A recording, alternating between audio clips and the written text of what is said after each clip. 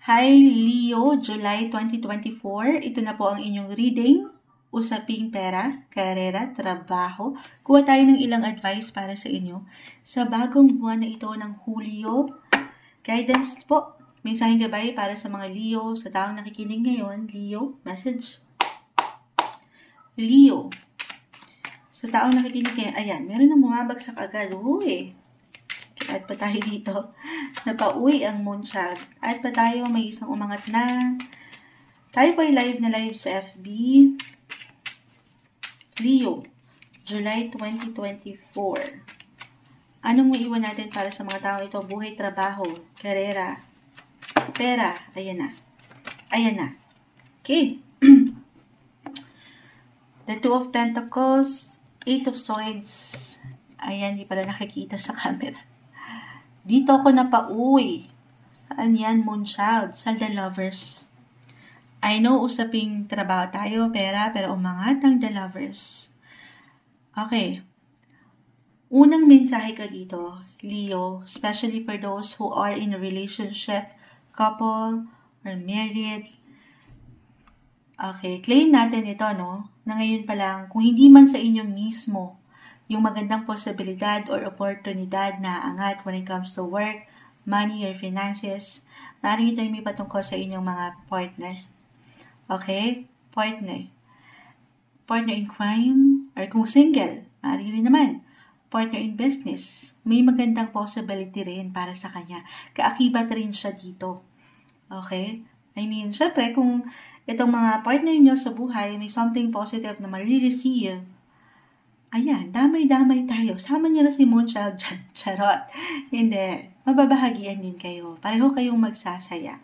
Magsiselebrate kayo. So, i-claim natin yan for you guys. Okay? Ngayon pa lang. Tayo ay general reading po. Hindi kailangan mag-apply. Mga bagay-bagay. Usaping pera, trabaho, may pagka-busy. Actually, if this is about your family, busy and productive na parang higit kayong hanapin or kakailanganin sa trabaho ngayon.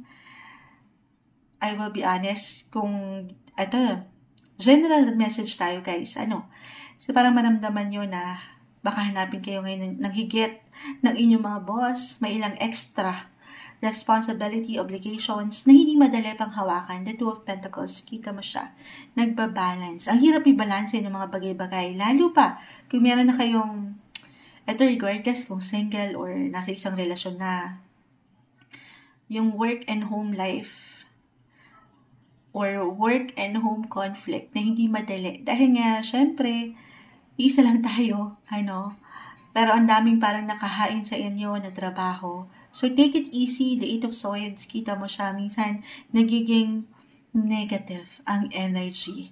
Dahil nga parang mekos-mekos, sandali lang, isa-isa lang guys, parang ganon. Take everything one day, one step at a time.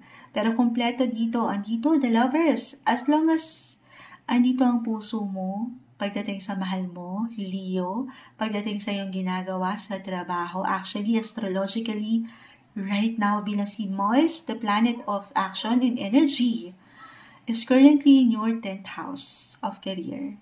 So, definitely may pag-init talaga. Madaming ganap, madaming gawain na minsan, hindi tayo perfect. Nagkakaroon ng ilang imbalances. Pero nag-iinit ang iyong buhay, karera at pera. Meron at merong magandang flow dyan. May pag-andar, okay?